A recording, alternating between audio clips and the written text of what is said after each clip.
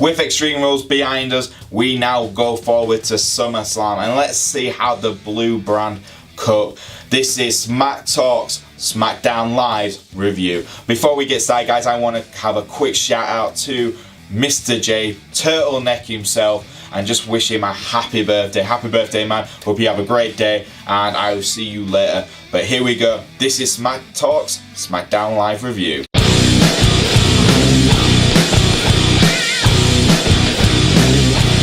So we kicked off the show with a promo with Jeff Hardy coming out and stating why he continued the match at Extreme Rules after Shinsuke Nakamura used the low blow to take him out.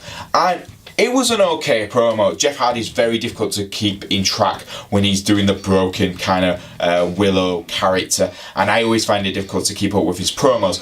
But it did work. He really explained it in a very Jeff Hardy style, but the crowd was really behind it. Jeff Hardy does cut some good promos when he wants to, and this was an okay promo from him.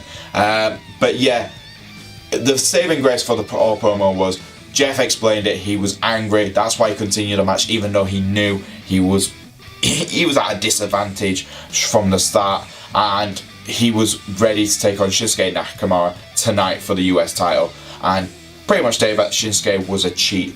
The saving grace, like I said, was Shinsuke Nakamura's backstage interview with Renee Young, where he was just like, Jeff's just a clown and he's a sore loser. And it really did save it. The Nakamura promo backstage was better than the Jeff Hardy one in the ring, but putting them together, as one promo does work. And best thing ever, at the end, after Shinsuke finishes his interview with Renee Young, he walks away and goes, "God bless America." Walks away. It was great. I liked it. Really, it was saving grace for the opening promo, so I'm going to give it a 5 out of 10. So our first match of the night was AJ Styles taking on Andrade, Cien, Almas, and this all started on a WWE.com where Andrade's manager, Vega, she came out and talked to AJ and stated, "Look, why don't you have a match with Andrade and see what he can do?" Not like that, but it was pretty much still on those lines. And AJ accepted, and what a match. Now this match for me is like, why are they giving this away for free? I'm happy they are. It really is upping the style of SmackDown Live. The match's quality is fantastic right now on the show, and this was like a main event match for me, and I can't believe they gave it away free, and it was the first match of the night. It was like every other Andrade Cien Almas match. It should have had longer. I was like, I want another 5 minutes of this match. It was so good. Both men were able to reverse both. Every time they tried a new technique, the other was able to reverse it. It was such a back and forth type of match. If you want to build Andrade to be a main eventer, you do these type of matches with guys like AJ Styles, like Samoa Joe. Get him to feel like a main eventer, and he will. This match definitely got him from mid card to upper mid card, very close to main event. I think he's soon enough later this year, by the end of 2018, he's definitely going to be in the main events of certain matches, because he has to be. He's that good of a talent. But yeah, absolutely brilliant match. AJ did win, but Andrade got a big push from this match, and it just shows how good he is. For me, this is a 7 out of 10. Absolutely entertaining from start to finish. Next up, we had Becky Lynch taking on Mandy Rose, and this for me was a match which was very simple, but it had a job to do. Becky was dominant at the start, then Mandy got a lot more control, and as a heel, she does control the majority of the match, and then obviously Becky wins it at the end after getting momentum back for herself and using the disarmer. Now Becky has pretty much tapped out the majority of the SmackDown Women's division, which is great. This is the biggest push I think she's had in such a long time, and she definitely earns it. But it was the big surprise for me was the promo. They actually allowed Becky to cut a decent promo for once, stating she's ready for Carmella. Straight Fire is looking at her, and she wants to bring back the WWE SmackDown Live Women's title back to herself, as it rightfully should be. Yeah, this was a good promo, really strong for me. Not it's definitely Becky's strongest promo she's cut. So I was really excited, but it was the backstage stuff as well which really helped this. Paige was really like happy and like, yeah, she definitely deserves an opportunity now. And Carmella's like, well, let's forget about Becky Lynch. What about me? I beat Charlotte Flair twice, Asuka twice. Where's my celebration? I deserve a biggest celebration ever. And Paige goes, yeah, you deserve a pie. I like a pie. Why not? But first, you have to defend you have to have a match. And Carmella's like, no, I'm not putting my title on the line. And Paige's like, no, don't worry, baby girl. It's just a match. Oh, okay, yeah. Against Becky Lynch. Oh, yeah, that's fine. As long as my title's not on the line. Yeah, it's not going to be on the line. But if Becky wins, she's your opponent for SummerSlam. Brilliant backstage promo. It really is going to build up this feud between Carmella. And I think, let's be honest, Becky Lynch should be holding the title now. She really is the best woman on SmackDown Live right now while Charlotte's away. So it just makes sense. So for me, with the promos as well, I'm going to give this a 6 out of 10 because I really enjoyed it. Next up, we had Tye Dillinger taking on Samoa Joe. And this is kind of like a revenge type of match because last week, Tye Dillinger was attacked by Samoa Joe on the WWE.com segment because it was a pre-SmackDown Live show match. And Tye was really aggressive, and this is what you want to do. I want to see a series of matches between Joe and Tye Dillinger because I think it will help Tye. I think it will elevate him from lower mid-card to mid-card, which he definitely does need. A very aggressive match. Joe obviously took control quite easily afterwards and got the win, but it was good to see Tye Dillinger be a lot more aggressive. I really want to see him getting pushed, and I think a series of matches with Samoa Joe will help him. The match itself was, like I said, really quick, so I'm going to give this a 5 out of 10 because, again, it is giving character development for someone who desperately needs it, and Samoa Joe is a good opponent for Tye to take on, who is a big main event kind of guy. Next up, we had The Miz hold a funeral for Team Hell No, and it was one of The Miz's best promos. Again, I really like what The Miz is able to do on promos. I think he is the best talker in the company right now, and this was fantastic. He came out with some pallbearers holding like a casket with Kane's head. Really weird.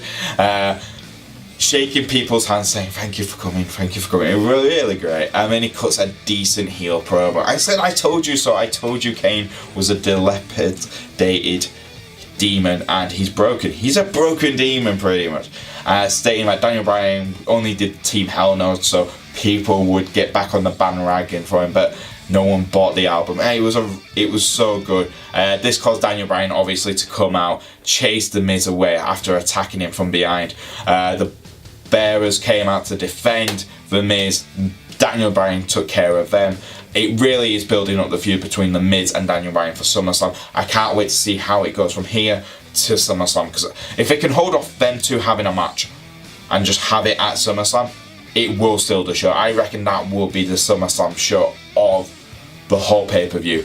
As people over here who saw it on the live show said, it was great, so I really am excited to see how it goes. But for this segment alone, it's got to get a 6 out of 10. It's that catalyst which is going to start the feud. So I'm really excited. Next up, we had Eric Young taking on Kofi Kingston, and I really liked this match. I know a lot of people weren't that invested in it. You could tell with the crowd, but for me, I really enjoyed it. It was a high-flying match, which you got to see Eric Young do some moves you don't often get to see him do because he's part of Sanity, and he was really quick. I was surprised. I know Eric Young's one of the older competitors on SmackDown now, but my God, he can still move. And Kofi Kingston, brilliant. Kofi Kingston for me is still a main event type of guy, even though he's very much invested in the New Day tag team. He's still for me one of the best wrestlers and could easily hold a singles title again sooner rather than later. But yeah, I really enjoyed it. I thought it was fantastically put together. Sanity and New Day were, Kofi Kingston having the New Day in his corner and the rest of Sanity watching Eric Young, and it was just getting involved in certain ways were brilliant. Killian Dane threw Xavier Woods into Kofi Kingston while the referee wasn't even looking, allowing Eric Young to get the win. It was something different. I've never seen that before. Killian Dane is a scary guy, and Eric Young getting the win. I mean, Alexander Wolf laughing and doing that really crazy laugh was brilliant as well. Like I keep saying, Sanity just remind me of The Purge, but a WWE version, and it is working for me right now. So the match itself, I'm going to give a 6 out of 10. No, screw that. No, Kofi Kingston was really good as well. So 7 out of 10. It was a damn good match. And this moves us on to the main event itself, and it was Jeff Hardy taking on Shinsuke Nakamura for the United States Championship. And what a match. Again, I was like, what? We could have had this match at Extreme Rules. This match was brilliant. I don't know if this was the original concept for the match for Extreme Rules and they changed it last minute. So, but, oh man, it was absolutely fantastic. Such a back and forth type of match. Jeff was very aggressive and Shinsuke tried using the low blow quite early on, didn't pull off. I mean, Jeff and Shinsuke were just back and forth. Shinsuke Nakamura had a really good match against Jeff Hardy. You expect it, obviously. Jeff Hardy is one of the best wrestlers in the company, and Shinsuke Nakamura has really, I think since the AJ feud kind of lingered a little bit too long, I think we kind of worried that this kind of lowered Shinsuke down a little bit, but this really pushed Shinsuke back up for me. It made him feel like a big main event star again, and this match really was fantastic. It looked like Shinsuke was going to win it, then Jeff Hardy was able to reverse it. Jeff used the Swanton Bomb. It looked like he had it, and who returned again? None other than Randy Orton, and Randy Orton beat the living crap out of Jeff Hardy. It was a torture. It was a torture. It freaked me out when Randy put his finger in Jeff's stretch and just pulled it. It was like, oh, because I used to have a stretch and I know exactly how painful it is if something gets, like anything gets into it. It was just torture, and it was like, oh my god, we're watching WWE going a big extreme here. And I liked it. I was like, this is really good. This really elevates Randy Orton as a heel. And people are like, oh, is he a heel? No, he is a heel. After this, he's definitely a heel. I think WWE had to make that statement and allow Randy to go really over the top heel tactics, and it really worked for it. The match itself, with this intervention from Randy Orton, really helped for me. I'm going to give this a 8 out of 10 because of the torture afterwards. It elevated it again. A really strong main event. It's a really strong episode from SmackDown Live, really, but brilliant, absolutely brilliant. And there you go, guys. That was SmackDown Live for this week. What did I think? I think this was one of the strongest SmackDown Live episodes we've had in such a long time. Definitely stronger than Raw. I think SmackDown definitely has the better stories, and it feels like every match does have a purpose right now. Even from the Samoa Joe to Tye Dillinger match, where it's elevating a character. I could see that Becky Lynch she's definitely the #1 contender now. She should be the #1 contender. Altogether, with all this, I'm going to give the show a 7 out of 10. It was such a strong episode.